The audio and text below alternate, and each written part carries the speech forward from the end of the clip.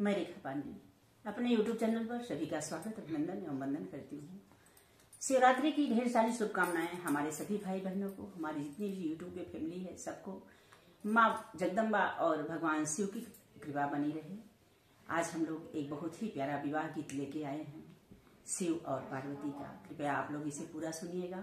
हमें पूरी उम्मीद है, विश्वास है कि आप लोगों को ये गीत बहुत पसंद आएगा। चलिए सुनाते हैं, बहुत ही प्यारा गीत है। अरे गौरा पिया न चले हैं, महादेव चले हैं, शिव शंकर बरहु बजना बजाई रे ललनवा।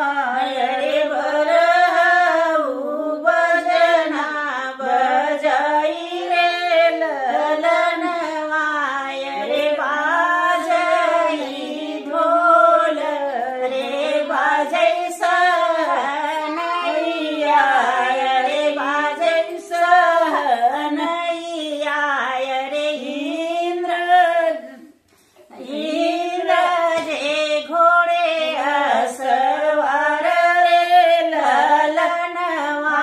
रे इंद्र जे घोड़े असवार रे ललनवा।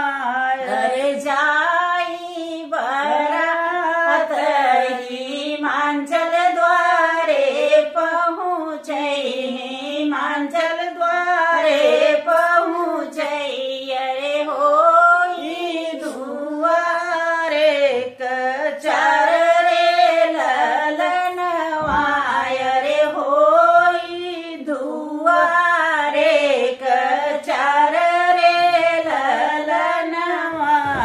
रे माया मैना देवी कलसा सजा आवई।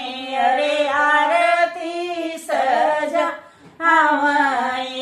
महादेव के परछन जाई रे ललनवा। रे महादेव के परछन जाई रे ललनवा। रे जाई के पहुँची महादेव के अगवा। महादेव के अगवा। रे सबवा छोड़े थे फूफकार रे ललनवा। रे नगवा छोड़त फूफकार रे ललनवा। रे दिया जुड़ की कलश कवली कलश कवली।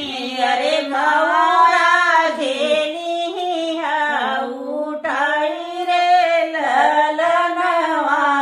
रे माया गिरी मूर जाई रे ललनवा।